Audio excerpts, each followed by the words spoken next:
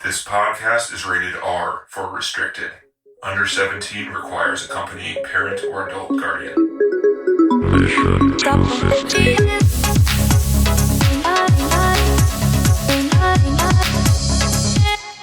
Oh, is that what we're doing? That's what we're doing. Whiplash. Now I'm recording. Cool. Whiplash, guys. Cool Whiplash. Oh, God. Stop. Cool Whiplash. Right. Oh, is that how we're starting it? We're starting it that way, TC. Good job. You did it. You ruined it. Any new listeners are gone for a while. Yeah, goodbye, everybody. See ya. I'll just take off Tune in now. next time. That's right. Whiplash, Damien Chazelle, written and directed movie. The synopsis is we're not doing synopsis anymore. This week, it's TC's turn. We're starting right off here. Have you seen this before, TC? I had not. What? Oh. How did you miss this one? Okay. I have no fucking idea. Wow. All right. And? I mean, this movie's got to be top 3 of all time. Really? I was blown away by this one, man. Awesome. I really was. Nice. Nice. It just had all the things that I like. But it also just was amazingly written. It was like the production was great. Everything was good. The sound, it was just like, if you think about what makes a good movie, it had it all, right? It had the love story. It had the anger. It had the frustration. It had scary shit. It had fun stuff. It had like impressive stuff. It had all this shit. And, it was something to watch. I will definitely be watching this one again. Nice.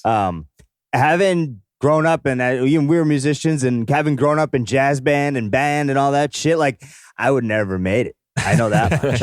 I would have knocked that guy out so early on, but I would never have even knew he existed because I wouldn't have been in that echelon. I'd be like, nah, I'm good. I'll just got to get stoned over here and, play a couple licks, like that totally. Were you ever in band?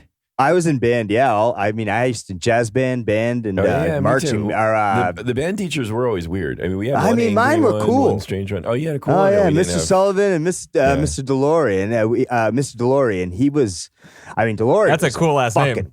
He was a motherfucking cool dude, man. He played piano like a motherfucker. He just knew music.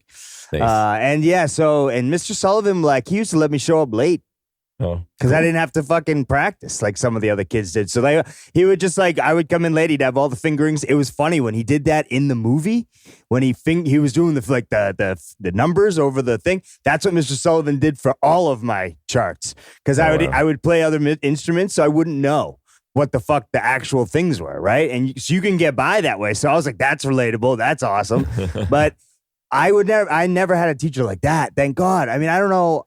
That one line he had about the discouraged, that thing, don't you worry that there's a line, right? And there's an easily way to get discouraged. Right. Oh man, this movie was so fucking good. I could go on and on and on and on. And on. Nice. I mean, yeah. There's just so many. I mean, even that story, watching him change from he had no confidence with the girl, and then he asks her out, and then he finally actually dumps her because he's too confident, and he has all these roller coaster arcs in there that I thought were just something to behold. And then you don't hate the teacher sometimes, but you do hate the teacher sometimes, like Fletcher, right? And you're thinking to yourself, am I fucked up? Am I supposed to be oh, there goes my camera again.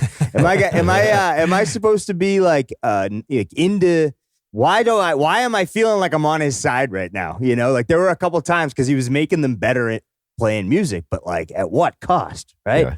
Yeah, I thought the story was great. I thought the writing was phenomenal. I thought the acting was superb. I mean, across the board. The scenery was good. The sets were good. I mean, I don't know. I mean, like I said, I talked to Ryan about this and he's top 3 and I'm right there with him. I agree with it. I think it's probably one of the best movies I've ever seen. So the fact that I missed this is so crazy. It's so long ago. Yeah, 2014. Anyway, this was for me. Had a lot of buzz around it too when it came out. Yeah, it did. Yeah. So, but still, open your ears, TC. It still wasn't like a mainstream film necessarily either. It had a lot of buzz. I think it was. It made $50 million. Yeah, 50. I thought it was 30. But no, it's 50. Wow.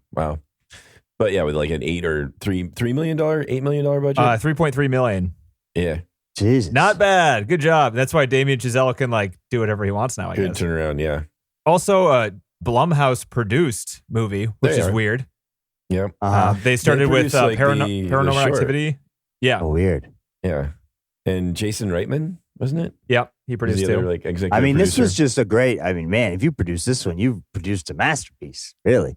I mean, it might have hit me better just because like I had a previous past of bands, right? So like it was more relatable for me probably than like someone that was never in band, right? Yeah. But I loved the football player scene where they're like at the dinner table and he's just like, it's fucking D3. It was hilarious. Dude, I'm at the best school playing in the band. It's best in the world. And you're talking about D3? Like, I love that. Like, fuck you. But that is probably the reality of most kids, right? That are in band and like they have their brother or cousin or someone that's fucking a stud in the football land. Like, that's so much more important to people. Yeah. But what was your experience, John, with the bands? We had an angry, I mean, I was in more of this rural area, and my first band teacher had a lot of temper. I mean, he never really got abusive or anything, but he'd get mad, and we'd be scared. It like would sort of push us to do things. So that was something similar. Yeah, but not just as not like no he one would as get bad. mad. He would get mad. He'd yell at us, and that Oh, was wow. sort of so we were scared. Yeah. How old were you? So, High school? No, that was like elementary. What? Late Oh, elementary. oh, fifth, oh, sixth fucked grade. up. Yeah. But we didn't know. When we didn't know, like we just, it's weird. It was a weird thing. Now I don't think it would fly in this day and age, though. But back then it was that way. But you can, I don't know. I mean, I've had product managers in some of my old tech jobs where there's traces of this kind of trying to get people to do what you want them to do through fear, through like coercion.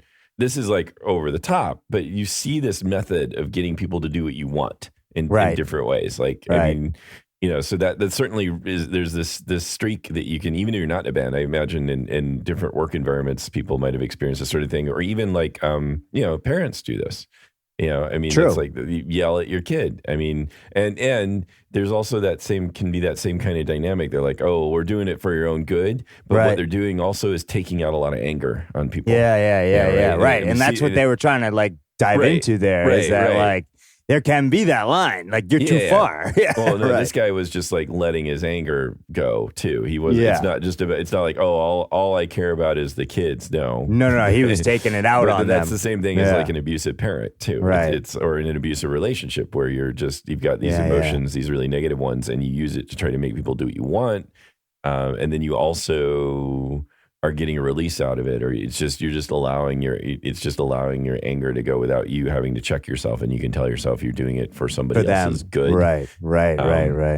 So that, you can see some hints of that too. Like if you've ever been around a person who's abusive like that. So I don't know if we've seen many portrayals at all that I can think of that kind of person. This reminds me of Full Metal Jacket with a drill instructor. There you go. Oh yeah. Denny being Denny. There you go. There you Yes. go. I knew it. Yeah. That's a good. So thanks, Denny. You're right. So that's the idea, and it's the same kind of thing. We do this because we care. Meanwhile, I'm going to take out all my anger on you guys and treat you like shit and really be a fucking bully, and it's all for your own good. Sort of mentality, right? So yeah, that's a really good comparison. Then I didn't even think of it. Yeah. Very good. Except it was just more intimate because it was just two people. What if there's a job you could get, Denny, where they're like, Denny, you have to think of how this thing is like this other thing. Can do, boss. I think I'd be replaced with a computer tomorrow. I think I would be. So, but I don't know. Yeah. You're right with the way AI is going. Seriously, that's funny. All right, well, who's up next? I mean, John, Denny, come on. I got more to say. Go ahead. Okay. Because I'm going to go in a different direction, I think. Really interesting. Well, the two leads are amazing. J.K. Simmons is just chewing up the scenery and everything else, and just amazingly good as this kind of intense instructor. I think. This is not your first time watching it, John. No, second time. I actually enjoyed it less this time because that's where I'm too going. Tense. It's like I could see that happening. Like I had a hard time watching it because I know where it goes. And I think before, not knowing where it goes kept me engaged enough, even though it was really hard to watch. 100%. I remember this being like a roller coaster the first time you watch it. See that. Yeah, right. It's so fast. That's what I said. Yeah, exactly. Yeah, it's exactly that. yeah. Like where it feels like a ride, basically. Right. Yeah, you're The like, holy second time, shit, though, this is you're insane. Really, right. Yeah, the second time though, I'm experiencing much more of the anxiety and tension, and it's hard. I'm not having that. So and that's it. Sorry, not? John. You're just annoyed. I'm having a totally different reaction, but it's not feeling anxious. It's being annoyed.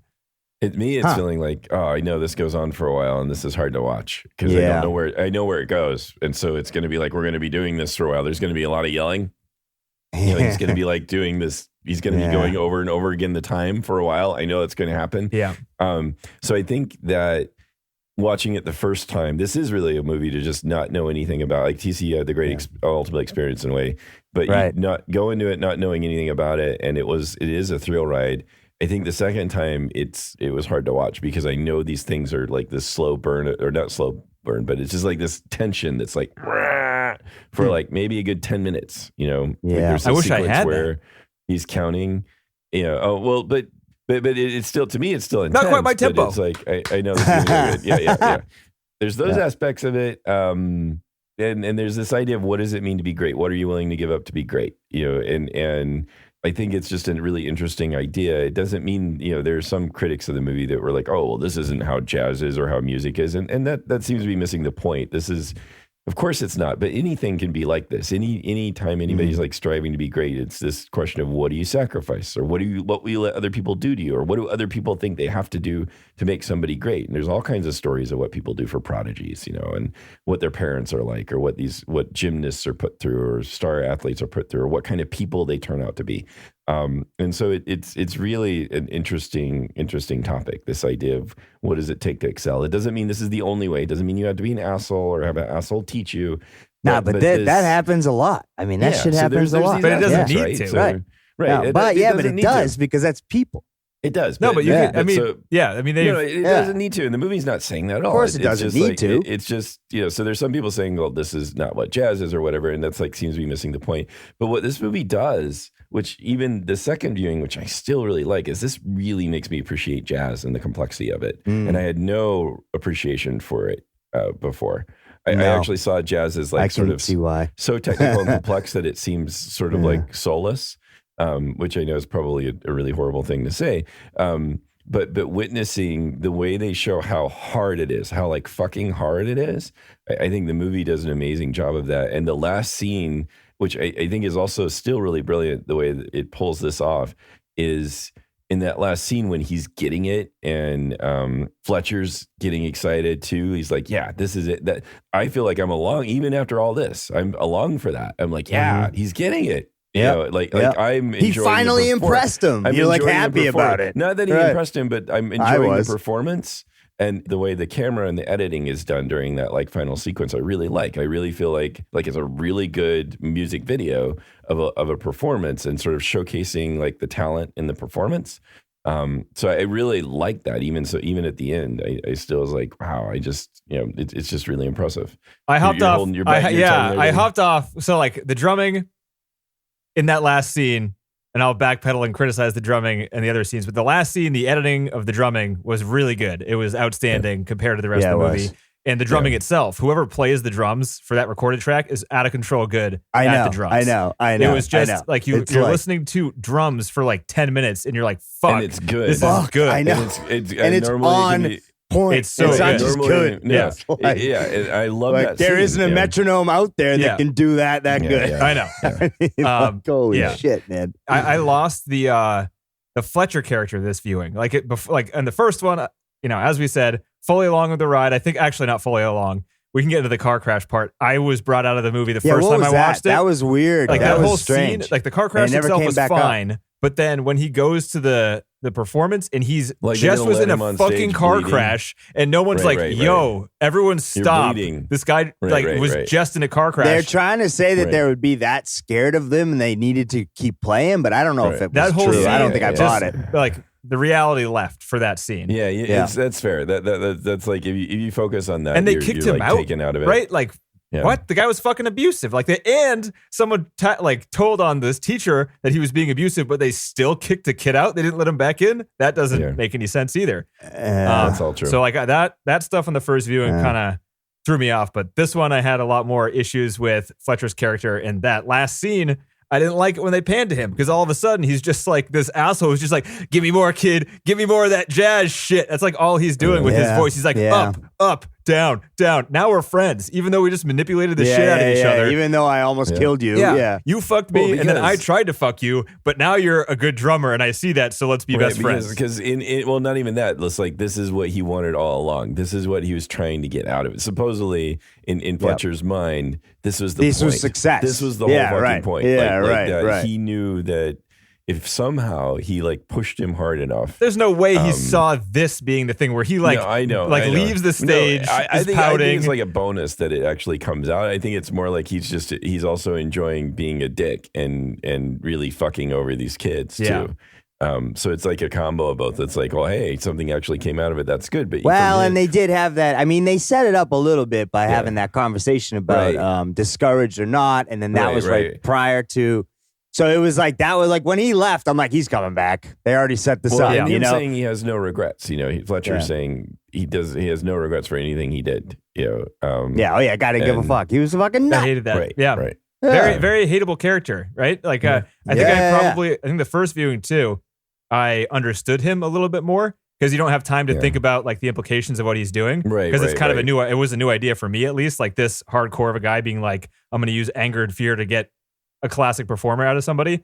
But that idea has been proven wrong, right? It's not like the only way to get it. You could get it through more peaceful means. This guy just... No, for sure. But there are plenty of those guys out there. Right, but that doesn't make it good. That. And like, I went from feeling somewhat indifferent from the character. Too, right? But I think you're supposed to like respect him or something. Like the movie wants you to... I don't think so. The end has the kid... He wins in the end. Right. But they still... So, and the director says, though, like... I don't have Book Corner. I got some different interviews and stuff like this, but the director, in terms of what he sees happening after that scene, he was asked. That's the last scene, isn't it? Yeah, so what happens after? The director and writer was asked, he's like, well, what do you think happens next? Yeah. And the director said, well, I just see that as very bleak. They're still going to hate each other, and he's going to die of an overdose when he's 30. And I mean, he just sees it all as just, this is not a victory. If that's how he saw it, I think he failed at telling that story because that's not how it seems like a very positive ending. No, I didn't see it as, I think that to me, what is impressive, I didn't see the ending as positive. I saw that moment as impressive. I saw his playing as amazing. Yeah. That doesn't mean that this is a positive ending by any means. Danny, I'm with you. I thought it was very positive. I thought it was positive.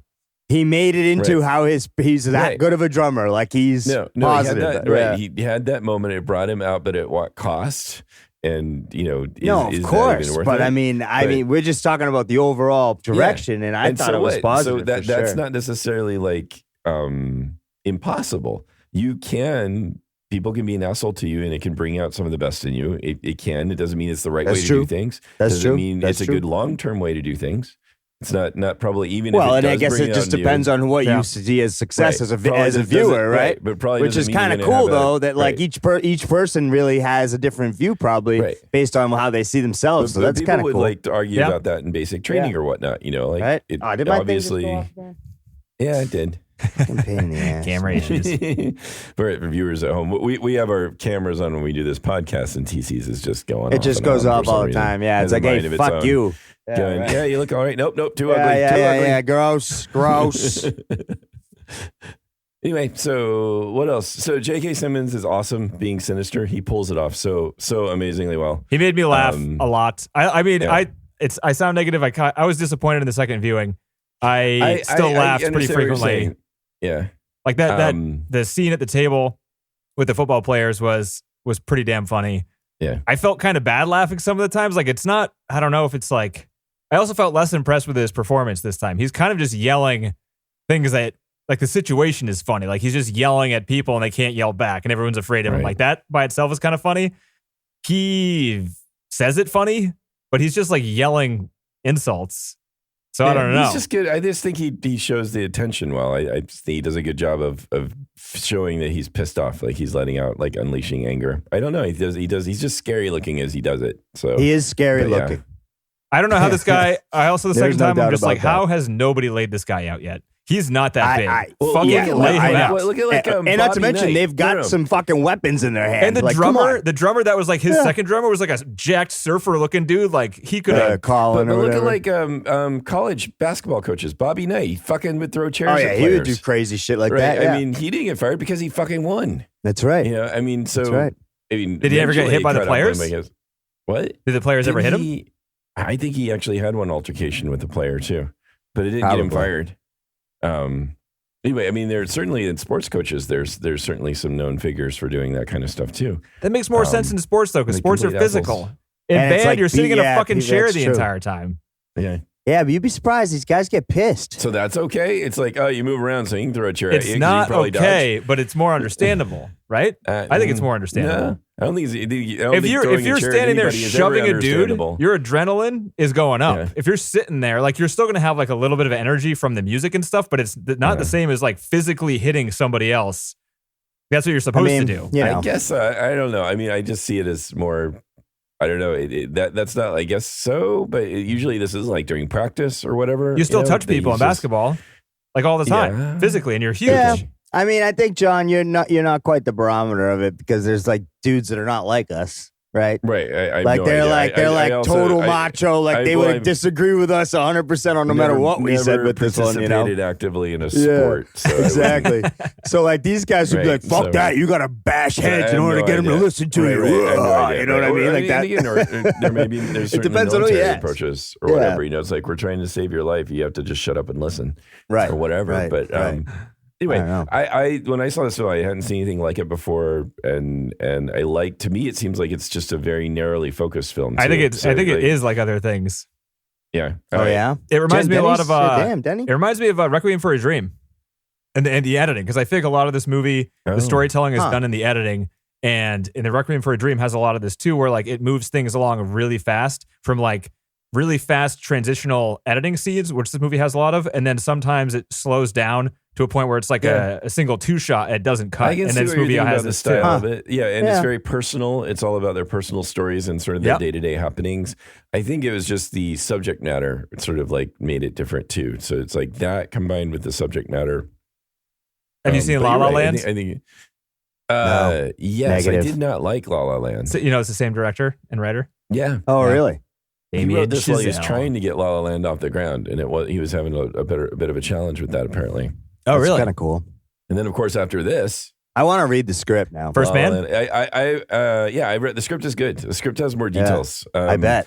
The script also really highlights the movie hints at it in some ways about how like much of a pushover his father is. How his father is not standing up for him. How his father is very like looks like he had his dreams to be a writer, but didn't like stand up for himself. Didn't go for it. And Yeah. But also that he's just it really points out how he's wimpy, like in the dinner table, a big deal. And the script is made about how the father doesn't stick up for the kid.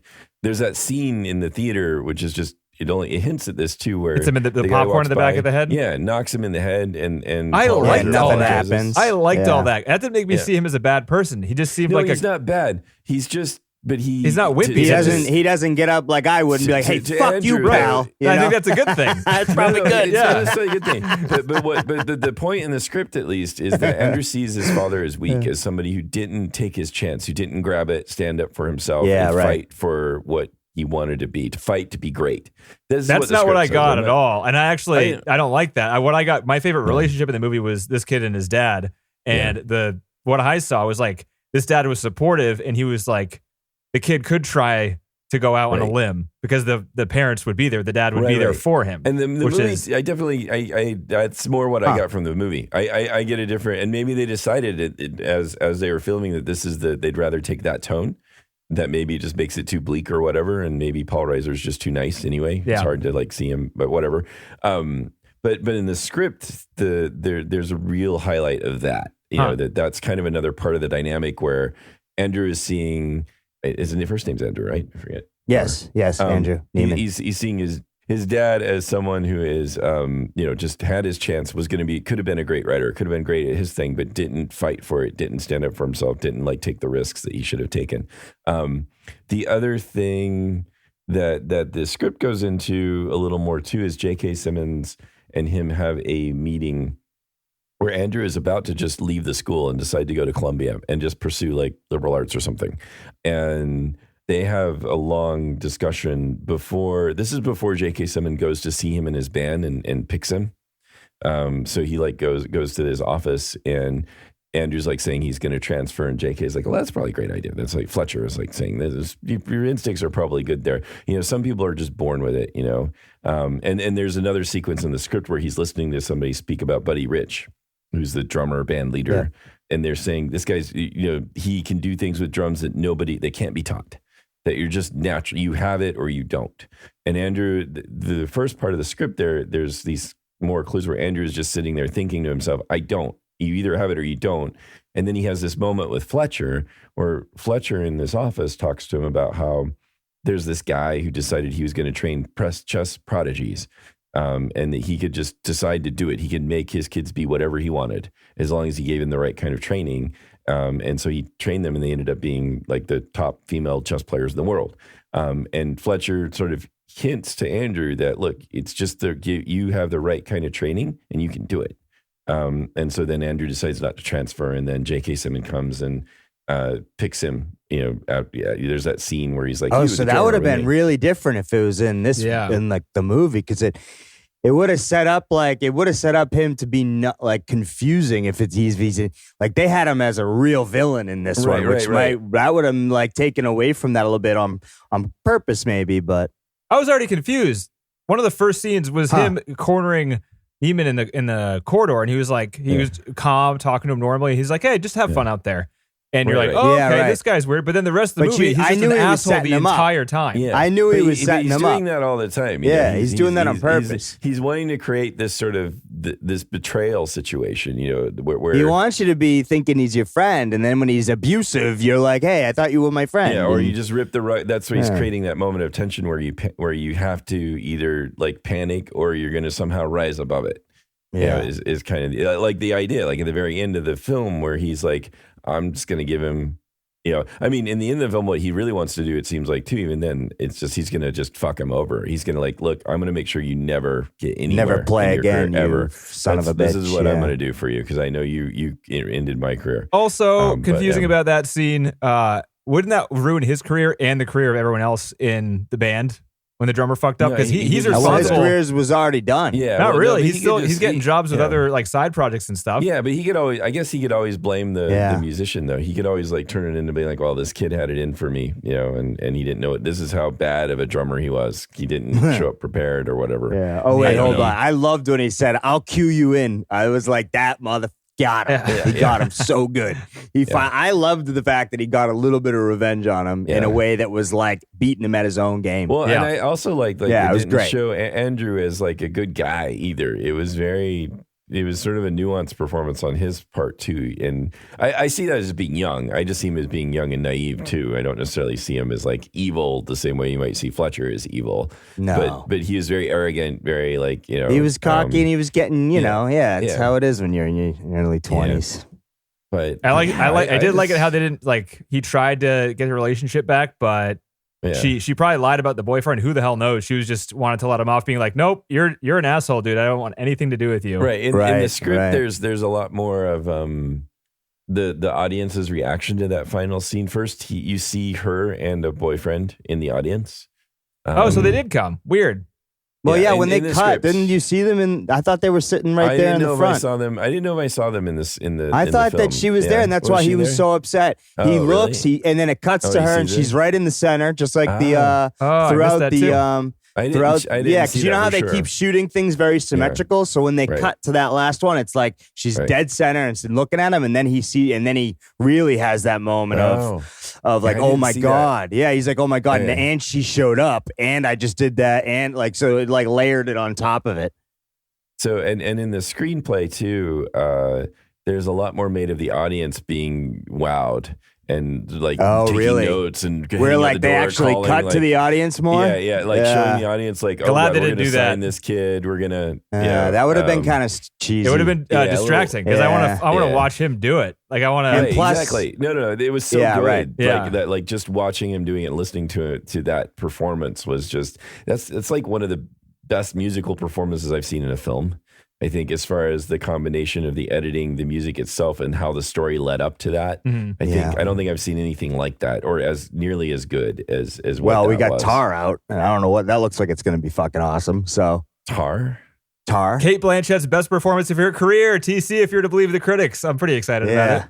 Yeah, I mean, I want to try it. It looks. She plays a famous composer. What is this? I know nothing of Tar. Yeah, look it up. Getting pressed the last week, I think. I think it's got to be similar because it's music based. She's like a conductor. Oh, so she's conductor, not a composer. Tar. I mean, and it's a biography too. I think, right? It's like a real person. Oh no, shit! I didn't know that. All I see is all the fucking marketing. It's everywhere. Oh yeah. I'll watch anything with Cate Blanchett in it. All right, well, that's enough for me, I guess. But I was going to watch it anyway. But yeah, it's out in the theaters, so. Ooh. Yeah. I think it was good. It was good Tar timing, with an you know? apostrophe there. Oh, wow. Interesting. As the conductor. Yeah. Western, the film centers on Lydia Tarr, widely considered one of the greatest living composer, conductors, and first ever female music director of a major German orchestra. Ooh. Interesting. Sounds good. Sounds like it's going to be on the list. So who's our director, writer? You're welcome. Todd Field, known for Eyes Wide Shut. Oh, he was in Eyes Wide Shut. What? Huh. He was an actor in Eyes Wide Shut. Actor, director. Oh, he did Little Children. What's that? I've never He heard of did that. Little Children. That one just didn't come out right. He did. Of course he did. He directed the movie Hollywood. Little Wow, Children. that's Hollywood. Of course he did Little Children. Yeah. He directed the film Little Children. Holy shit, man. Oh, Man, great. that was like, so I saw that when it came out because it got good reviews and stuff. That was the last thing he did. It was 2006, and then Tar, 2022. He did a lot of acting up until 2000. He was doing a whole lot of acting. And then he was like, there's a way more cool job to have on this set. It's definitely not the acting. Oh, he did In the Bedroom. Do I Yeah, he recognize wrote this that. guy? I think I recognize this guy. From where? Oh, he was in The Haunting. Yeah, that classic Catherine Zeta-Jones, Owen Wilson, Liam Neeson vehicle. Ooh, Remember that one? boy. Yeah, I that do was a remember good, that that was a one. good one. know. It sounds fun. It was pretty Is fun. it a horror film? Horror film, yeah. Haunted house movie, PG-13, With fun Liam for the full Neeson family. That sounds fun. Remember the CG being pretty bad, but back when I was in high school, it was pretty fun. Well, and this guy's next film, I mean, he did a Neil Armstrong pick, which just seemed to like disappear. Damien Chazelle? No, yeah. He did like a First Man. What was it called? First Man, which it's like, it sounds good and it got good reviews. It was but okay. I never heard of it. Oh, really? When did it come It out? got Oscar It was 2018. right after La La Land, right? It won an So he did Oscar. yeah, did it? Yeah. But his next film sounds awesome. Brad Pitt. It's called Babylon. Oh, I thought that was out already, wasn't it? It's December. It doesn't come out till December. It's like a tale of outsized ambitions and outrageous excess. It traces the rise and fall of multiple characters during an era of unbridled decadence and depravity in early Hollywood. Yeah, talkies, when the So- things went to talkies. Yeah, right. Exactly. Like it's a transition from sound to sound. And it's Wow. got Brad Pitt, Margot Robbie. Gene Smart, Olivia Wilde. I'm not always a huge fan of those Hollywood movies It's about got Hollywood. Tobey Oh. Maguire in it. But Yeah. I bet you it's probably good. As Spider-Man. But I did got enjoy Flea La in La it. Land. It's got Yeah. Flea. It's got Oh, Flea. now I'm definitely going to It's see got it. Spike Jones in it. Oh, geez. Spiky. Wow. Anyway, it sounds He's made fun. a lot of good skateboard videos. Yeah. But Wait, what are we talking about? I don't know. We're some just talking movie about- where they like I played was- I think drums. I and- think So, I've said can I- everything I was going to say about All it. right. Yeah, So me I'll too. take it over a bit. The thing that bothered me the most this time, and it bothered me a little bit the first time, but I was swept away otherwise. I'm a drummer. That's probably been brought up, but that probably has nothing to do with my overly critical point of view. I think I don't know if you guys were paying enough attention to it. All I do when I go to shows is stare at the drummer. Most of the music I like is drummer-based music. That's not entirely sense. true all the way through, but like my favorite bands have a really good drummer. I know the drummers' names. You know, like I stare at the True. drummer You when stare I'm at them. watching a Like show. if you had to I know. compare one drummer Right. to another drummer, you'd be really good at that. Yeah, I can tell you exactly why one person's good at one thing, one person's good at Yeah, another. right. Yeah, this guy's a lot like that guy. Right. Yeah, right. Yeah. Yeah, the number of drummers that Denny has made uncomfortable is probably greater than 50. They all like me. Come on, I'm a nice guy. Hey man, how's it going? I'm telling I have you what's going my on, man. room. You got a great kid, My man. room is. I think I already showed you guys. Stares at me when I play. It All fucks me up, man. these vinyls on my wall are signed by all these I bands know. that I've. I've met. I know, man. Yeah. I'm friends. Yeah. And I went to a concert last night. I went to a concert last night. Oh, where'd you go? Who'd you see? I went to the Great American Music Hall in San Francisco. I saw this Japanese all-girl punk band called Otoboke Beaver. Okay. And it was not the 789s or whatever the Quentin Tarantino awful no, band but was that he similar loved. kind of stuff. Like they did that. It's definitely Japanese stuff where it's like they have like the dancing, and I don't want to wore skirts. They all wore skirts. Yeah, they all like dolled themselves up. But they're a punk band, and the drummer is one of the best drummers, gender regardless, I've ever seen. She's fucking out of control. And usually when people are playing, and it was like I just watched this movie, so like the standards are pretty damn high. She's this level. She plays punk rock, but it's like their songs are like a minute long, and they change frequently. Like every 2 seconds, there's like a stutter, or like they stop and then start again. And they were just like super, super tight. And she drives the entire band, and she smiled the entire time. It didn't look like she broke a sweat. Well, of course, that's part of what you got to do. Right. But I mean, it was just incredible. It was so good. Wow. Didn't you see that joke they had in the movie, though? It was like, if you can't be a jazz drummer, you can be a rock drummer. Right, Yeah. yeah. I mean, I think that's true. Jazz drumming is, normally. It's insane. Yeah. It's insane. But you can be a rock jazz drummer. Like a lot of rock these days, like a lot of the bands I like is like jazz infused punk. Like you have Black Midi, which is like a jazz infused prog punk band. I'm seeing Deerhoof on Friday. They have jazz elements to their drummer. Wow, they're still around, huh? They are, yeah. Wow. See, I'm pumped about them. I've seen them like 12 times. I've met them a few you've seen times them too. a lot back in the day. Yeah. Got a bunch of their signatures. Yeah. Oh, yeah. He's a creep. I'm a fan. I'm a fan. Yeah, he got our signature how many times now? That's right. Is that guy? He's They got a don't lot of the recognize me. same. Come on. He's got a lot of the same guy's signature. Yeah. Just the drummer. No one talks to this guy. He's got his signature. Yeah. You got your number, creep. Yeah. But with all that being said, this movie's drumming for every scene except for the very last scene is distracting how off it is from what you're hearing. Like if you're watching what they're playing and what's being played, it's distracting because it's not what they're playing. And it's no, but they obvious did a to good me. job, I thought, of like editing the right ones in sometimes where like they got one or two. It was less and, like, than half. It was for me, I was able to like blink right. and not like listen to it. Yeah. I had my headphones on too, so I was like kind of like chilling and listening for a bit, and you don't always catch it. But yeah, if you're, I could tell too, Denny, there was not. Yeah, there was a lot and of the way bad, it sounds is great. Like the recorded tracks they got were Mm-hmm. great, and he is obviously a good drummer. But it's just like the disconnect of like hearing, a more complex drum beat in your ear, and you're not. And then he seeing him only hit does the like two hi-hat. hits. Right. He only does 2 hits. And the thing is, I like know. for the Caravan song, when they were like playing with all the drummers, the hi-hat with his left foot was opposite of what you were hearing. It wasn't going right. I know. It was completely opposite. And it's harder to do it the way that. the jazz drummer's doing it because it's off time, but he's doing it just on the downbeat because he probably can't do it the other way. Probably, yeah. Yep. He's just getting through it. I'm still an actor here. Right. Yeah, But, right. like that is very, very fucking. This movie's about drumming, right? And like half of it is watching this kid drum. And all I do when I go out to the many shows I go to see is stare at the drummer. Watch the drummer. Then I'm just you're like, probably like, but you're in one of a rare particular- breed. You're very niche. There aren't that many people like you. I agree. Yeah. But But I can't avoid nobody it. like I can't Denny. Come avoid on. it. It sucks because like Yeah. the first time I that's watched so it, true. I get it. again, like I do. this movie for a first time viewing was pretty damn incredible. It was like an adrenaline rush until the end. It's got to take you out. Yeah. But then I'm not going to watch this movie again. It was very disappointing.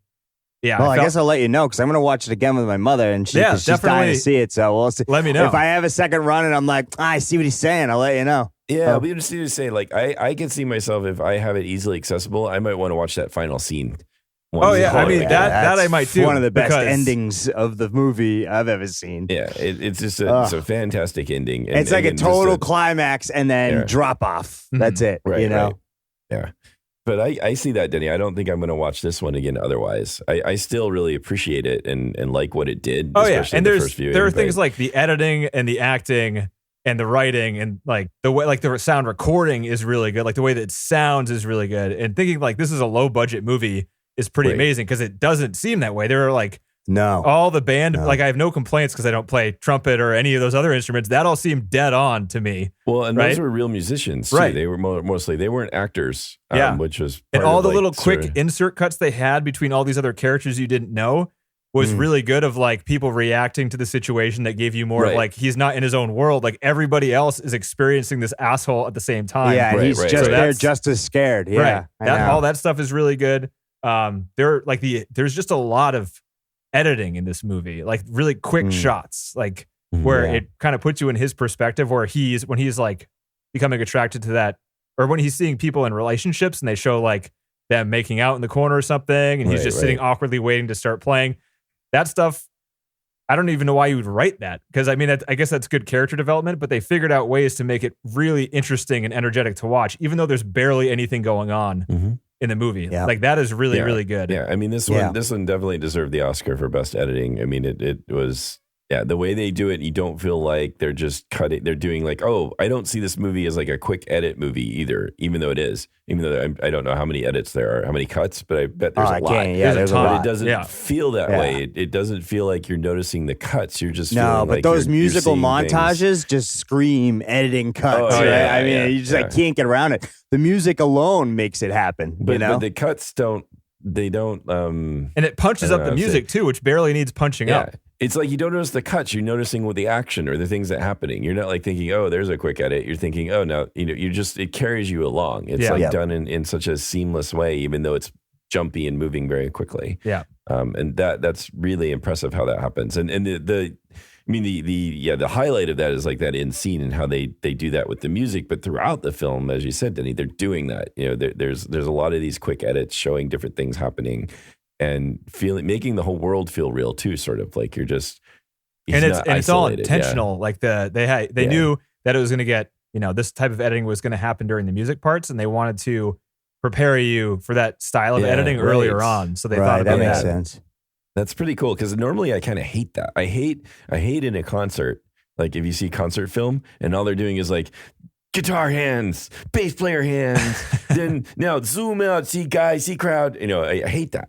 But everything is good if it's done well, John. Everything is good if it's done well. Yeah. No kidding. Shit, yeah. Man. But Johnny. It's more like I just rather like have a fixed camera and just kind of watch whatever I want to watch instead of like, look at this. Ooh, look at that. Oh, look over here. That's coming from the guy who likes Hamilton. That's what Hamilton did. I know. Yes. Well, Hamilton was really good. There you go. See? It's good. It's good. Criticisms don't matter. If it's good, and it's good. Scene. I know. Yes, that's right. Right. Jesus Christ. I think that's basically, so I came in, we're not doing the top 250. We could right now if we want to. I was going to come in hot as a no on the top 250, but I don't know. Really? You guys are like, I don't know. You guys are talking me out of it because I feel I still think the writing was fantastic. Film, I don't like the characters.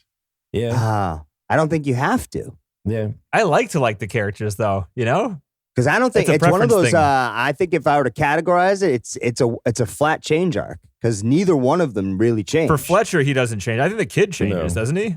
Not really, because at the end he's still doing what he shouldn't be doing for himself. But now he didn't think he could do it, but now he knows you can do it. So that's kind of a. So now, but it's not really a positive. Like him himself is not a positive change or a negative change. Really, it's not an arc, for either of them. That's true. I like that. I think it's intentional. It's very hard writing wise to do that, is what I'm saying. That's true. And to keep it engaging, is that the... Yeah. It's very hard to have your characters do an arc, but end up in the same place that they started, which is just like crazy. And you think about it, it's hard. It is a really good point because they already had their conflict. Fletcher's fired. There could have been any ways to go to make that more of a resolution. They go their separate ways. Maybe he never becomes a drummer or whatever. Yeah. To bring it back around to be where they started is pretty cool. Is a flat change. So that's why it's actually like one of the more like when I was talking about trying that with Ryan he was like, why don't you figure out how to do like a positive one first? Because like honestly, it's one of the harder ones to do because it's easier to have, everyone in our lives has someone that got either better or worse. It's the flat character arc. The flat character arc is the single stroke roll of the screenwriting world. It's a tough one, man. So did you guys think that roll looked hard? That roll is very hard. That thing they start hard. And end everything looked really fucking hard. It all looked hard for me. I'm not a drummer as much as you are. I can play a drum, but I can't play it like that. And so when you're, this, you know enough about drumming that when you're rolling, usually you have a double stroke roll where each like hand motion down is going do it's twice, and you like line them up. So he's doing single stroke rolls, which is why he slows down to show you he's just doing one. Each hit is one hand and then speeds it up. Oh wow! And he's making it buzz by basically going twice as fast as a normal roll with his hands. Oh wow! Which is very fucking hard to do. And I guess Buddy Rich, it was one of his tricks. I don't know if he invented it, but like it is. It's like top tier drummer skill shit. Even though it sounds just like a regular roll. I'm gonna have to sit on my porch, like smoke a cigar, and then listen to some Buddy Rich now. Yeah. I feel like that's what the age I'm getting to, That's I think when it's about time. That's cool intel. I didn't know that, Denny. I don't think I picked that up when he was playing at all. Yeah. My music theory for drums is nil. Really? Like I can get, because it's different. It's not the same as, playing an instrument that has a melody, right? It's totally different. Just all rhythm. So I never really picked up any of that shit because I never did that. But yeah, that's pretty good intel. But all right, so what do we got for? You got any more on Script Corner there, John? Let's see. Glasses are coming on, getting serious. Oh, there we go. Gotta pull out the phone because that's where I was doing my notes and stuff. What was this about Raisinets and the popcorn? You dump the Raisinets in the popcorn, then you eat never done that? the Raisinets.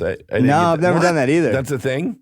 It's not just Raisinets. You can do Junior Mints. I did Junior Mints. You can dump those in. Bunch of Crunch. Sometimes you dump them in. Wow. You don't eat around them. It makes sense. They sell them in the bags like that at the store. Well, the whole thing is like it tastes kind of good when you eat them together, or you just reach in and you get and grab a variety. One. Yeah, right. Both are better good. than having to eat only candy versus eat only popcorn. Right, or having like two containers is a pain in the ass. You just have one big bucket. You put it on your lap, you're good to go the rest of the whole movie. You stop being annoying. Yeah. Right, exactly. You're not dropping shit mid-movie, all that other shit people do.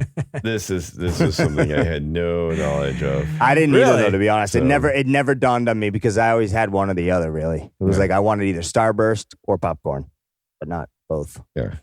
And then, so Jason Reitman, this is all from an article in Hollywood Reporter, by Rebecca Ford. Just that like they'd shopped around the script, and then Jason Reitman loved it. They shopped it around. Nobody really seemed to want to touch it except until Jason Reitman got a hold of it, fell in love with the story. Wow. And that's how it goes. Reitman's then along Jason Blumhouse. Yep. And they did the short. They did like a 14-minute short film, which won like an award at Sundance. Wow. And it's good. It's got J.K. Simmons in it too. And it's just a very intense 14 minutes as well. There's a different actor, Johnny Simmons, no relation to J.K. Simmons, who plays the role of Andrew. And he was replaced by... Who? Andrew? Which one? Not Andrew. The drummer. Oh, really? Yeah. Oh, there was an... I see. Sorry, I misunderstood. Yeah. Okay. So before what's his name? Yeah, it's just sort of an interesting turn of events because... Sure. Like in the short, he was replaced, and they'd interviewed Johnny Simmons, and he's like kind of a little sad about that, saying, well, it's bigger Hollywood. They need to find somebody with a bigger draw. And that actor that played Andrew was also in the Divergent film that was like a teeny young adult adaptation of a movie adaptation of a young adult novel. It was doing well. So he's like, well, I guess that was a bigger draw. But then the guy who played Andrew was then replaced by Ryan Gosling in La La Land. It was kind of like, it's kind of moving on up there, and it's Hollywood. Yeah. That's some crazy shit, huh? But who knows what the real reasons in this, whatever it is. True. But that's just sort of interesting. That could be a totally fake story right there. Yeah. So the director in the Screen Crush, this is an interview with Screen Crush by Mike Ryan on December 3rd, 2014. That's where they talk to the writer-director, and he says, they're asking, what do you think the end of the film is? What happens after the end of the film? And he says, I see it as dark. I see him as dying from a drug overdose when he's 30. I don't see this as ending well for anybody. So that was... that was one of my first questions when the film is the way it does. It's like, what happens next? But do you think about the way the film goes? He's an adrenaline junkie. It makes sense. Yep. Yeah, it makes sense. He's fucked. He's really fucked. He's not. He's killing. He has no relationships. He's not going to have any good relationships, right? Never with his dad. He's not going to have friends. He's not going to have a girlfriend. Yeah, he did have a good relationship with his dad. Maybe with his dad, but it's still going to be Girl's never coming back. In the script, his relationship with his dad is even more strained. In fact, they make sort of a show of the dad, like in the script, when Andrew comes off the stage after feeling like he's failed at the very end, his dad's there, and the stagehand says, "Do you know this guy?" And Andrew says no and walks back out. So he basically rejects his dad. They filmed that and they edited that scene out. Yeah, did they? Because they thought it was just it was distracting and too dark for a scene that was already so dark. Oh shit! Yeah, and I don't think the film didn't really build up to that. Yeah. And they actually edited around it, which is they apparently had the shots in a way they didn't plan on having the options, but in the editing room they put that scene in there, and they're like, "This doesn't work," and they used the footage in a way to like redirect him, like hugging his dad and then walking back out onto stage with the footage they already had. Interesting. Oh, wow. Because the film makes it more, or the screenplay rather. Not only that happens, but then the dad's like escorted out of the theater, and as like his son is like there's either applause or something, or it's going well, the door shuts on him and like shuts him out of the theater entirely. Basically, like making it very clear that he's like shutting his dad out, or like his dad's right, like a very obvious sign that we see. Yeah, right. Right. So that's just kind of at least in the script, they're saying this is another like Andrew choosing this over everything else. But I think that's all. That's pretty much all I have. There wasn't really anything to read about the writing. The script is good. I mean, it's really the there's just stuff in the movie. The movies, it feels like they trimmed a fair amount, not a fair amount, but there's some substantial scenes in the script that are just not there in the film. But it feels like that was probably maybe good if they were making these decisions about keeping it streamlined, making sure everything fit. Nice. I got some commentary stuff. Okay. This movie has a commentary with Damien Chazelle and J.K. Simmons. It was very funny. J.K. Simmons is a weird dude. He just made jokes the entire time, basically. I don't know if this is true or not, but at the very beginning of the commentary track, both of them were like, Miles Teller was supposed to be here, but he didn't show up. It's 11 o'clock right now. He's probably sleeping in dried vomit somewhere after a night of heavy drinking. Yeah, right. And they're like, all right, since he didn't show up, we're just going to make fun of that piece of shit the entire time. And they say they're saying this. So like, there was like a 2-minute period where they're like, all right, seriously, Miles, like he was really good in this scene. And then they're like, all right, back to shitting on Miles. Because he was really good. I know J.K. Simmons got like, all the accolades and stuff, but he was a great foil for J.K. And the scenes where he stood up to him were really good. Where he starts talking back to him were really fantastic, I thought. And he barely has any dialogue in this movie. Yeah, and you don't even really notice that he doesn't, because where he is. Yeah, you really don't. He shows his suffering really well too. I mean, I don't think that's an easy thing to do, to show how hard his playing is on him. Mm-hmm. I thought he did like a really good job of doing that too. I don't think that's necessarily an easy thing to do.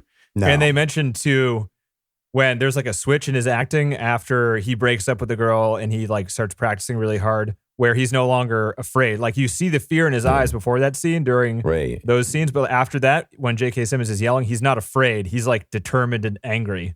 Yeah. And you can see that. Like they pointed it out. I'm like, oh shit, yeah. Like, I think you kind of pick up on it with his character moving in those directions, but it's cool just to see like how he's able to, without saying anything, just sit in the drum seat basically and project those emotions pretty clearly. Right. Without overdoing it or anything. Yeah. I'm going to forget to say this if we don't say it, but the Charlie Bird getting the cymbal thrown at his head never happened. Apparently the story is the cymbal was thrown at his feet. But it wasn't really like trying to decapitate him. Is that better or worse? Better?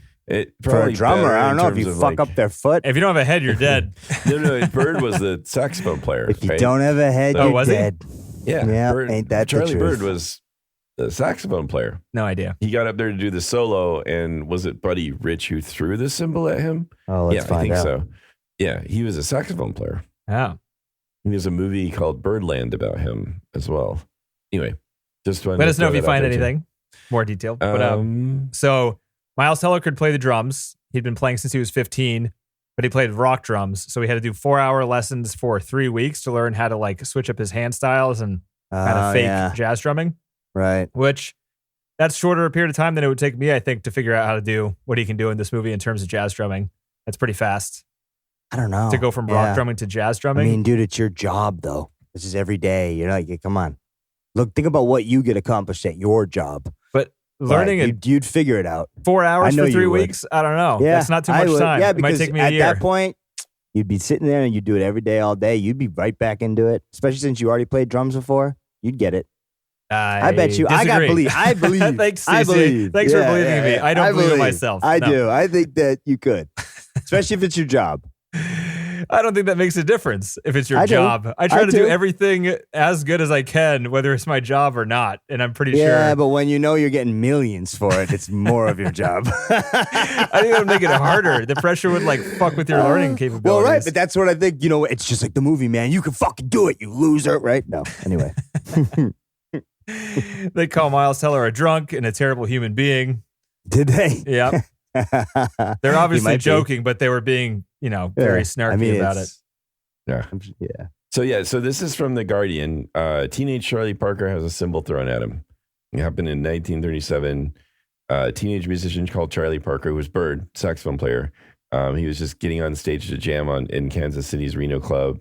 It was a special occasion because there was a star guest in the rhythm section, Joe Jones, who was drummer for Count Basie's orchestra, which is one of the biggest swing bands in the U.S. at the time. And Charlie got up there to do this solo.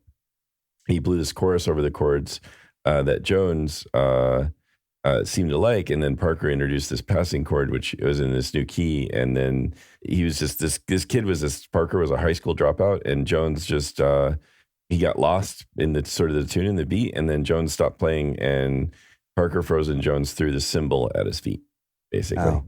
And then there was cat calls and stuff, and sort of then he left the club saying he's going to be back. That's a boring story. There you go. But it wasn't. Well, that's why they made it the head. Yeah, exactly. Yeah. Wasn't that surprised somebody even wrote that down. Come on. Yeah. Well, it's just this idea though that this great jazz musician flopped, and got this other great jazz musician like mad at him, and then he got catcalled off the stage, and then he comes back later and triumphs, kind of a nice. thing. That's nice. Whatever. All right. It's nice. Isn't that nice? That's pretty nice. Isn't that nice? I like that. Yeah, it's good. Yeah, that was okay. All right. Enough of that. For the breakup scene, that was the tryout scene, and it was the first scene shot between the two. They went through a lot of women to find her, and she was way late on the list. And as soon as she tried out, it was like, all right, we're done. We got her. Nice. She's good. She was great. Yeah. She was good. Yeah. For such a small role, she did a very good job. Yeah, yeah. She didn't have a lot to do in a way, but yeah. The short movie they made was basically just the first day Miles was in the advanced class when he gets a chance to prove himself, and he's just doing the clapping not my tempo, and then he ends up throwing the cymbal at him. That was the short movie. Oh, by the way, the actress ended up playing Supergirl in the CW series from 2015 to 2021. Some good trivia there, John. Glad I know that. Going to retain that. Thank God. Yeah, right. Well, don't I know you from, Oh, yeah. See, the CW. I don't even know how to watch the CW anymore. I don't have cable, so they don't have their own streaming CW. service yet. So you can't watch it unless you don't have cable television. Possibly not. Probably not. It's like, I hate those things. Yeah, fuck that. It's like the Weather Channel. Yeah. Can't get the Weather Channel. I'm already spending $150 a month on all the different streaming services at this point. Telling me I can't get the fucking Weather Channel? Right. They got to get a fix Prior that. to Whiplash, you know what she did? She was... Oh, we're going on a rabbit hole. I am. Oh, boy. Before Whiplash. Well, this is just sort of an interesting thing to see on IMDb. She is in the Tampax Radiant TV commercial one as a Tampax enthusiast. Enthusiast? Yes. Is that a thing? That's what she's listed as on IMDb. That's kind of nice, though. It's like, hey, you might be just in a Tampax commercial today, but tomorrow you'll be in an Oscar-nominated Best Picture movie. Right. I mean, it's not wrong. Yeah. It's how it goes. Anyway. There's no bad job. Interesting they put that on her, bothered to put that on her credit list. Yeah. Right, anyway. When... I'm going to interrupt you again, Denny, because I was going to say, geez, you got anything good? What else has she been in, John? I want to hear all about this person. About how I was going to interrupt you while talking about that. So, okay. Anyway, mission accomplished. Yeah. So Tanner, the drummer that started off in the advanced class, when he lost his folder, the scene where J.K. Simmons yells at him across the hall, he just yells Tanner. That wasn't J.K. Simmons. That was Damien Chazelle doing a J.K. Simmons impersonation. What happened was they didn't have him that day. They didn't have him at that time or whatever. Yeah. Nice. They were shooting so fast a lot of these scenes that they're like, where's JK? I don't know. All right, fuck it. I'm doing it. Next. Yeah, we got to do it. Yeah, right. Yeah, 19 days. That's insane. That's just Boom, boom, They boom, began boom, the boom. shoot with the quote. Wait, this might be and we don't have the list. I love interrupting you, Danny. It's awesome. I know, I geez. just might do this all the time. It's not like I'm getting angry or trying to stop you. I don't know. I know. Go ahead and do it as much as you fine. want, John. Just makes my editing job hard. I'll hate you in a day when I try to edit. How about that? All right, I'm sorry. Well, I'm gonna say this Exactly. might be out of all the movies on our list the shortest in terms of actual filming, the fewest number of days. Is it? It could I don't know be. for sure, but It's I on the would lower suspect end it at the is. very Oh, least. yeah. I just wonder if there's any film that we have. Again, maybe some of these really old ones, like the old silent ones or something, may have been fewer days. But yeah, you're right. That's got to be a lot. Like I less than a can't month. think of anything that. Like 3 weeks. 3 weeks of shooting. I know, it's insane. Yeah. And it'd be over before you know it, right? You get all this prep, you do all this shit, and then Yeah. boom, that's it. That was good. And what they did in terms of the shooting too is they shot with quote the meaty scenes first. Yeah. I don't know what meaty means. I think actually All the yelling. meaty- so it's like the scenes that are like Meaty longer means takes and Okay. where like the characters kind of develop themselves more. So it gave Just them full a of chance good to like stuff. they did multiple takes on those meaty scenes. So like they could develop the characters in those scenes because like those the pivotal character moments in the movie Right. are those scenes, and they kind of base the rest of their characters on those when they're in there for much shorter periods of time. So like I gotcha. That yeah, makes sense. it makes sense, but that's how they did Yeah. it, and it worked pretty good. Yeah, it did. Especially when you got good actors. Yeah. I'm sure it's not as hard. So the 3 drummer contest was a real marathon. They were all really drumming. There were no pauses in between takes. They did that on purpose. And Damn. Miles Teller apparently was very upset afterwards. Oh, really? Yeah. So like a lot of that just- anger from the drummers, was the real. sweat was real. Actually really worked too Yeah. hard. Oh, wow. All Damn. that stuff was real. When they were playing all the music and stuff, all the like, as you said, all the people sitting around the drummers were real musicians, and they would play this music. So like what you're hearing isn't recorded in the sound studio that they're doing. It's the playing. Right. But when they Yeah. filmed it, they were playing it. So like, Right. So it does match up. yeah. Yeah. Yeah. All that stuff does. Except for the Yeah. drumming. Fucking drumming. Devin drumming. Mm-hmm. That must have been a decision, right? Because like they had the drummer in the studio. If it was me, I would have been like, he's overplaying what Miles did. Do we want to dumb it down? Right. Or would we rather have it sound good? And probably the decision was like, make it sound better because like 95% of people aren't going to It pay has attention. to sound good. You can edit to the drums. Yeah. But not the other way Yeah, around. yeah. And besides, Yeah. they're saying only Denny's going to know. No, Denny's TC the only noticed person that's too. gonna know. TC noticed. Yeah, I noticed. But it's But not like, necessarily going to be jarring to you. Yeah, you Yeah. can let it go if I you're let it not go the able first to pay time. attention. This time, Yeah. I wasn't on the roller No, you coaster can let ride it enough go. because I knew where the ride was going, sort of thing. So I was able to Yeah, right. be distracted by it. Yeah, Did yeah. Naomi watch this one with you? She did. She did not like it. Oh. She doesn't like the characters. She doesn't like how mean everything is. She thinks the movie's trying to tell you that like, kind of opposite of what we've been talking about is that the movie wants you to think that you kind of have to be. Oh, like this is how you. This is how you what do it. Greatness Right. is. Oh, Because even though it has happened before and it does still happen, it's not like a good way to do it. And this movie Yeah. kind of glorifies it in a way. I Because don't in the feel end, like it does. in the I end, don't feel in the like- movie, yeah. you read the screenplay, John. You're letting that creep in your brain again. In the movie, No, it seems no, like no. he's No, gonna I don't make think walked it away did from this either, film but- the first time seeing it and did not feel like this glorified this. I thought it's an exploration of this, of what people are going to sacrifice or what people are willing to do to each other. I'm not saying this Even is, when it's wrong. I didn't walk away from this Yeah. thinking this is the way to do it. Yeah, me but- either. Yeah, I didn't think this is the way to do it, but the first time I watched it, I was like, well, this works, so people are going to keep doing it. So fuck. Oh God, yeah. I mean, it's up to every one of us to make a decision not And to it still stay in that doesn't mean shit. it worked. It Yeah. mean he got a moment out of this, but that doesn't mean like he's It a worked, great drummer or he's got Yeah. a career or anything. Oh, he's a And great I drummer, think- John. Did you hear that last scene? Yeah, yeah. great. Well, I think great. I think again the movie purposely ends that way to show that the moment occurs, but that doesn't mean it's not like they're going to follow Jack up shit. and show the. Again, it's another good reason why they left out the audience, like all these people like writing on their iPads or whatever, calling their agents that they're going to sign this kid and Yeah, because all that means that would mean a positive ending to all that. That would have Yeah, been even more that's not positive what- than that. Yeah. So, Yeah. And a cheesy one at that, it sounds like. I And think- a very cheesy one, yes, agreed. Yeah, these characters are not likable. Yeah. Fletcher is evil, but it still shows that they do appreciate the greatness that they both can appreciate that. and he appreciates it, seeing it, even though he fucking hates this kid at this point. No, it would be like, I would like equate that to like landing a trick perfectly on a skateboard. And you look back at anyone, you're like, oh, did you see that? Yeah. Right? I like, can't ever do that again. yeah, right. Exactly. And I appreciate that the film did that. I like that. That doesn't mean that Fletcher's a good guy. And that doesn't mean that this thing worked, but it still is. It's another piece of this, that they're all striving for this thing that's really hard to achieve. And they appreciate when it happens, however it happens. And that doesn't mean this is the way to do it. It doesn't mean that you should just go and torture your children or torture your students or whatever. I don't know. So I to think me, just it by in no way glorifies it. I think just so, that John. The fact that the movie exists, and it portrays it without any. You have to be smart like you are to say, hey, maybe what the movie is telling me isn't what I should believe in. I guess usually people watch a movie and they're like, oh, you can see like impressionable people think or whatever, like, oh, okay, so or it justifies, okay, well, my music teacher's an asshole to me and throws things at me, but that's because now I can achieve greatness. I guess.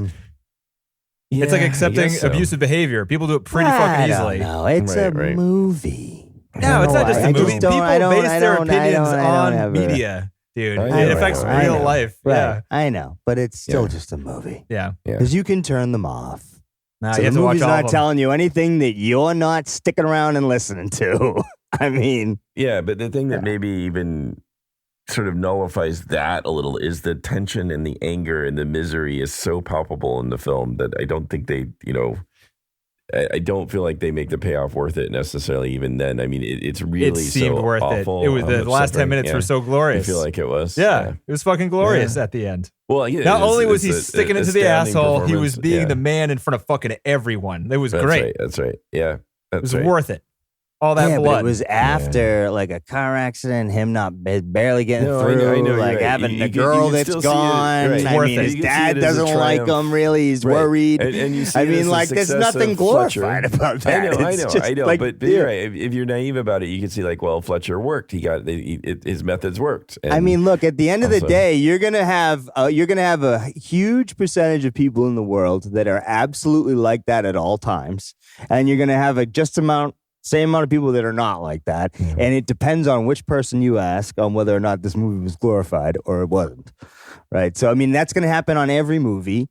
And, I don't see what the big deal is. I'm not trying to say that, like, I think because I think it's glorifying it, the movie is like immoral or anything. It just bothers me is all I'm trying to say. Because like, I like to mostly relate to characters or like them, it's a personal thing. It has nothing to do with like what's required to be a quality watch or anything, but it's just like this is why the flat change is so difficult though. You see how this works, right? Yeah, I mean, this is a very dark movie. I don't see this as like a triumph story. It's not a Mr. Yeah, but Holland's people opus find triumph in dark shit. That's just what it is. It's why like Dexter did well. Yeah. Love Dexter. Love Dexter. Well, there you go. Yeah. I mean, fucking hey, man. That show makes you think it's okay to be a serial killer. As long as you're killing bad guys, shitty people. That's right. Yeah, so, like, makes again, sense to me. You can turn it off. And it's just like a disease. All right? It's all poor little Dexter's yeah, just born with fuck this. He can't help that. himself. It's all the same. It's just a movie. Everyone just needs to relax. Everyone and calm the enjoy fuck it. down. Yeah, enjoy the movie and understand that it's not about you. All right, I got a few more pieces of trivia here. The crash scene was 3 different shots stitched together. They had Miles driving down a real street, and then they panned down to his phone, I think, and there's a hidden cut there when they're at the phone, and then when it pans back up, it's Miles sitting against a green screen, and the crash is fake, and they like have Miles like yanked, so it's like a video behind him of a car coming, and then he's yanked. I mean, it was kind of noticeable. It was noticeable, but then the other cut was when Miles' back flies into the camera and there's a moment of blackness, and then it cuts to an actual stunt double in an overturned car, and they actually drop the car with all the glass and slide it across the ground. Damn, really? So that last portion of that shot was like a real car that was smashed up with a stunt guy inside of it. That's insane. Yeah. That fucking guy's job is crazy. Yeah. One day on set, he has to be upside down in a car. Yeah. That's what his job is. Holy shit. That's something else. This is my life. That was the day. So that was the second day of the shoot. That was the day J.K. Simmons arrived he arrives on set and Miles is like covered in blood and there's an overturned car and he's like, what the fuck? What what I movie walk set am I into? on? This was the I thought this was a jazz movie. What the fuck is this? Yeah, aren't you supposed to be playing drums? That's tomorrow. Yeah, right. This jazz? This doesn't look like jazz. Miles broke 2 of J.K. Simmons' ribs when he tackled him at the end of the movie during that one shot. He got him good. That was a good tackle. Yeah. And it went right down a hardwood floor. It almost looked like, right? I mean, it was a real tackle. Jesus Christ. 2 broken ribs. And that was the second to last day of the shoot. And he shot the last day. Oh, he got lucky. He got lucky, huh? Well, he shot the last day of the shoot. Yeah, but it could have been the ribs. fucking first week. Oh, yeah, right. That's true. Oh, God. Yeah. Wow. You'd think they would have, I don't know, had a mat or something. I don't know. You'd think. I mean, they couldn't Some for the cardboard shot. boxes. Yeah, as we you did saw the last grounds. The ground was right there, and there's not a And special plus, effects budget. who knows? really. It might have hit. It might have happened when he hit him, right? Yeah. On one of the takes. He launches him, yeah. You know, yeah, right. Because he hit him good that time on the. Yeah, it looked good. I mean, that looked solid. I thought. When the credits rolled, J.K. Simmons yelled, "Miles Teller gets top billing? What the fuck?" Great. And that was, I mean, he literally, the commentary was funny just because he was making fun of Miles Teller the entire The whole time. movie. He probably does that. Yeah, he did that the entire time. Yeah. And the last story they had during the credits is they played this at Cannes Film Festival and they had a standing ovation and they were there. So like all the lights were off and they put spotlights on them and they didn't know that was going to happen. So they were just like, oh shit. So then like they stood up and like waved and they sat back down and the clapping continued. So they stood back up again and like waved and then sat back. And that happened like for like 10 minutes. They didn't know what to do. They're like, it was awful. Yeah, because they're just awkward. like, they're probably clapping about the film and they're really clapping at them, but like, who knows? Right. And the it's going on for spotlight too guy long. screwed and them. holy Like, let them shit. clap at the movie. Don't Oh, point no, the that's somebody spotlight in at their us. That's somebody in their world. They wouldn't do that if on production, unless it was sanctioned. Probably. Yeah. Like, hey, look we're selling these 2 guys now because they're going to be in our next thing and it's going to make this amount of money. Yeah, they're still on our pay right now, so just do that. Yeah. They're doing the rounds, the publicity. It's not even released in theaters yet. We're in Cannes. We want to make cash in the box This office. is all part of their day, okay? So you're going to take the light and you're going to put it on them at Yeah. about this time. Yep, thanks. Keep it on them, even if they look awkward. Come on. Yep, and That's don't right. tell anybody. I swear to God, if I hear anything on the radio before then, I'm going to fire you. Yep, that's how production is. Right? It's just like the movie. Top 250. Yes. Yeah. Oh, come on, John. Give us some more emphasis. You can't yawn into your microphone. Jesus Christ. Yeah, I'm sleeping. It's time for my milk toast. I hate to be pushed around, guys, but I'm gonna change mine to yes too. Yeah. I'm just remembering That's how right. much listening to TC talk at the beginning changed my mind because I remember how much I liked this movie the first time I watched it too. And that's really what it's all about, right? For everybody, it's what you hits don't need on to the be a first fucking time. weirdo like me and have to watch a movie 10 times for it to be good. It can be good in the first time, and that could be good enough. That's true. And then you Yeah, can and put that's it good away, enough. you know? Right? Yeah. Exactly. Yeah. Exactly. 'Cause So it's a I movie. mean, yeah, I agree. But I see your point, Denny, too, in terms of this. It is not nearly as good on the second watch. Yeah. Although again, like that. Still ending better is- than The Prestige, though. You know? Oh Jesus, yeah. What about Hachi? Oh, not as good as Hachi. Oh yeah, not as good as Hachi, you can watch that over and over again. It's Ah, yeah. The dog doesn't get any less cute. No. I mean, it's true. Doesn't You age. know, eat a hot dog, pet him, right? Yeah. You Feed know, the dog some coffee. You know, it's Richard good for him. Gere, how you doing? Pet Jason him. It's Alexander. Yep. great. Yeah. All right. Yeah, well, I got hot dog. some good options for next week, guys. I think. Oh, what's There that? you go. So here are my options. These 2 movies I'm about to present are both recently, as in since we froze the list, on the top 250. Okay. Oh. And they're from 2 different directors that have 2 movies coming out soon that aren't out yet, but we will want to watch Okay. them that are getting Okay. ridiculously good reviews. Okay. So it can be Okay. kind of like a precursor to a series of a movie from these directors. That sounds good so far. Okay. So- So far, so good. The first one is the 2016 movie The Handmaiden, directed by Park Chan-wook. He has a new movie coming out, first one since this movie actually, called Decision to Leave, and it's supposed to be fantastic. Okay. Reviews are coming out recently. And the other one is 3 Billboards Outside Ebbing, Missouri by Martin McDonough, who has the movie Banshees of Inisherin. I think it's how you say that, which is also Okay. getting ridiculously good reviews. But Right. those 2 new movies aren't available yet. Okay. So 3 Billboards right now is number 166 in the top 250, and The Right. Handmaiden is 243. Oh wow. Right. I remember The Handmaiden supposedly being very good. Yes, it is very. I've seen both of them.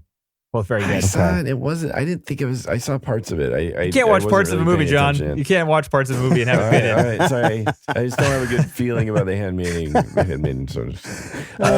Three Billboards sound good. We want to see in Bruges too. Well, soon too.